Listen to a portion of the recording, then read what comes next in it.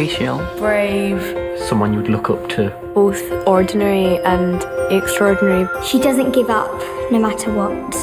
Namni maal akka qabu beeku, waan isaaf maluu fi waan isa gitu bareechee ni beeka. Argannoon jireenyaa inni guddaan waan qaban dandeettii ofii qotanii baasuudha. Namni waan qabu beeku mirga isaa haleellatee ni beeka. Namni mirga isaa beeku kaayyoo jiraatuu fi akkamiin galma isaa fiixaan baasuu akka danda'u jalaa hin dhokatu. Jireenya keenya keessatti gatii keenya sirrii isa nuuf malu gaafa beekne wantoota nuuf malaniif falmachuun kaayyoo jireenya keenyaa taati. Maarree dhaadannoo fi seenaan Malalaa Yesufzai kana bu'uura kan godhatedha. Malalaa Yesufzai falmattuu mirga daa'immanii fi dubartootaa yaalii ajjechaa irraa hafuun badhaafamtuu Nobel Prize taatedha. Malalaan kan dhalatte abbaa ishee Zoodaanii fi haadha ishee Torku Kaayofsaayid irraa adoolessa 12 bara 1997 naannoo Swaat jedhamtu Paakistaan keessatti. Dubara taatee dhalachuu isheetti ollaa fi firoottan ishee gammaduu haa baatan malee abbaa fi haati ishee garuu haga humnaa fi dandeettii isaanii ilma dhiiraa tokkoof kan malu hundumaa itti hin hirrisne barumsa irraa eegalee jechuudha. Bara 2007 jechuun Malalaan dubara ganna 10 yeroo taatetti loltoonni Taalibaan biyya isheen keessatti guddattee ija ishee saaqqatte dachee magariisaa fi nama hawwattu Paakistaan Swaat weeraran. Yeroo kanaa kaasee haalli itti hadhaa'uu fi ulfaachuu eegale. Kanaan cinattis waloo shamarranii fi barumsaa cimsanii mormu turan. Weerara kanaan booda ijoollee dubaraaf wantoonni baay'een daran itti ulfaachuu eegale.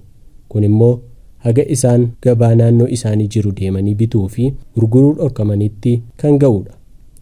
Abbaan Malalaa barsiisaa fi hundeessaa mana barumsaati. Shamarran baay'een akka dhokatanii barataniif carraa fi haala mijeessaa nama turedha. Intala isaa Malalaa dabalatee dubaroonni heddumminaan lakkaa'aman haala ulfaataa fi rakkisaa kana keessa taa'uun barumsa isaanii bifa dhoksaan itti fufuu filatan.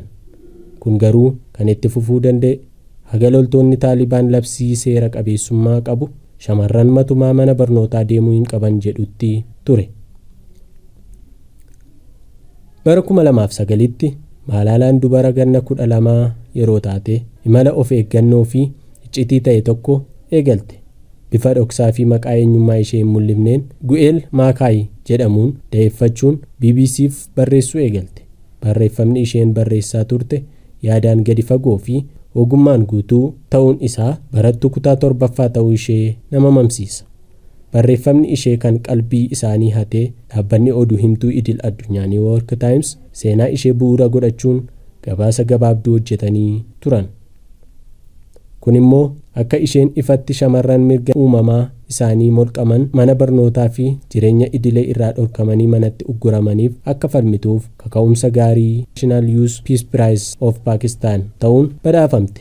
Kun ishee fi fakkaattota ishee harka hacuuccaa jala jiraniif injifannoo jabaa manaatti osoo isheen imalaa jirtu namoonni haguugduu fuulaa godhatan gara baasii isheen keessa jirtuutti seenuun maqaadhaan ishee waamuun xiyyitiin bakka 3 mataa keessa morma keessaa fi saggoo ishee rukutuun achitti ishee dhiisanii adeeman. Konkolaachisaan baasii sanaa garuu saffisaan gara mana yaalaatti geessuun harka ogeessota fayyaa biraan ga'e. Achiis haalli ishee ulfaataa waan tureef gara biyya Ingilizii deemtee akka wallaanamtuuf barreessaniif. Xiyyaara warra daandii qilleensaa United Arab Emirates hayyamteen gara Ingilizii deemuun wallaansi barbaachisu erga taasifamee fi booda torbee tokkoon booda of baruun dandeesse. Malalaan taatee kanaan booda akka jettutti wanta ishee irratti raawwate kana homaa tokkollee akka hin yaadannedha. Dhukaasa sana booda loltoonni Taalibaan gochaa raawwatan kanaan akka boonanii fi sirrii akka ta'an gabaasuun isaanii ni dubbatama. Malalaan yeroo kana dubara ganna 15 qofaa turte. Gochaan ishee irra ga'ee fi umurii ishee garuu kan wal madaalus hin turre. Taateen ishee mudate kun qabsoo jalqabdee jirtu akka addaan kuttuuf hin dirqisiisne. Ittumaa akka isheen iftoominaan yeroo fi humna ishee guutuu laattee fi hojii kana itti fuftuuf hamilee ta'eef malee. Yeroo kana humnaa fi kaka'umsa argatteen barumsi hundumaaf jechuun cinatti nageenya addunyaa mirkaneessuun ga'ee ishee baachuu eegalte. Kana qofaa osoo hin taane dhaabbata walgargaarsaa mataa ishee maqaa Malala Charity Fund jedhuun eegalte. Barumsi akka hundaa qaqqabuuf utubuu fi gargaaruu itti fufte. Malalaan kaayyoo fi akeeka dura ishee jiru maal akka gochuuf deemtu bareechitee waan beekteef waan jalqabde otoo addaan hin kutin jabeessitee itti fufte. Kun ijoollee umurii ishee irra jiran dargaggootaa fi daa'imman addunyaaf fakkeenya guddaa akka taatu ishee taasise. Namoota umurii ishee irra jiran qofaas osoo hin taane nama hundaaf illee kaka'umsaa fi agarsiiftuu gaarii ta'uu eegalte. Namni waan eegale addaan kutuu akka hin qabne dubbachuuf namni martuu barreessaan, gaazexeessaan akkasumas waltajjii gurguddaa irratti maqaan ishee akka fakkeenyaatti dha'amuu eegale. Malalaanis carraa kana fayyadamuun bakka mul'attu maraattuu dubbii jajjaboo ogummaan guutan dubbachuu itti fufte. That countries which we call strong are so powerful in creating wars but are so weak in bringing peace. Why is it? One child, one teacher, one book and one pen can change the world.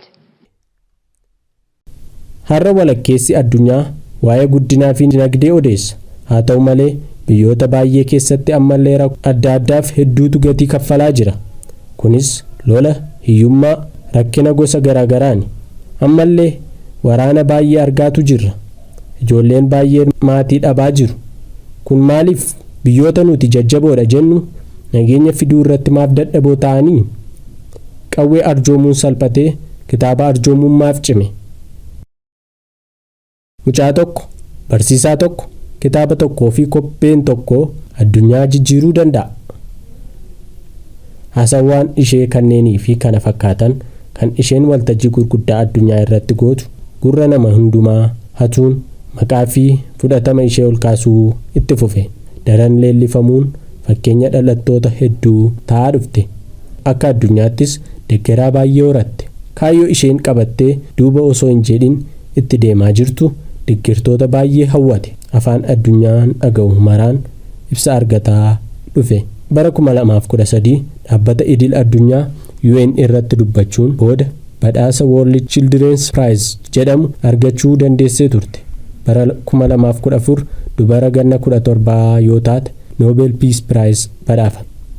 Kun immoo umurii xiqqoon badhaafamtu Nobel Peace Prize jalqabaa ishee taasisee jira. Eeyyeen wanta isheen keessa darbite hundumaa booda badhaasni kun ni malaaf ture.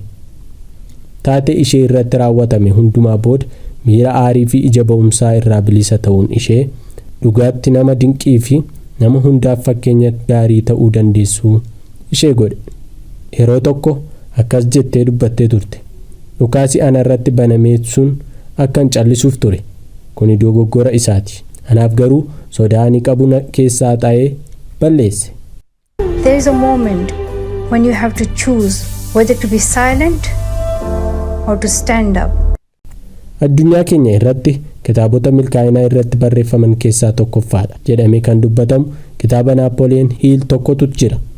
Hagam wanti nuti barbaannu adda adda haa ta'u malee wantoota milkaa'inaaf barbaachisoo kitaabicha keessatti eeramanii jiru. Karaa milkaa'inaa keessatti jalqaba irratti wanti hunda dursee barbaachisu fedha. Fedha keessa laphee irraa madde. Fedha keenya akka sanyiitti ilaaluu dandeenya. Sanyiin har'a facaafamee har'a firii kennu addunyaa kanarratti asumaa hin jiru. Fedha keenyas akkasuma akka sanyii boqqolloo yookaan sanyii kamiitti ilaaluu dandeenya. Har'a facaafamee bishaan gahaa, aduu gahaa, nyaata gahaa erga argateen boodaadha kan inni firii kennu. Kanaaf wanta hundaa dura fedha keenya beekuu qabna jedha Naapooleen. Naapooleen itti dabaluunis akkas jedha. Waan barbaannu immoo sirriitti haala ifaa fi qajeelaa ta'een beekuun faayidaa guddaa qaba. Malalaanis waan isheen goote keessaa inni jalqabaa tokko isa kana. Waan barbaaddu sirriitti adda baafatte.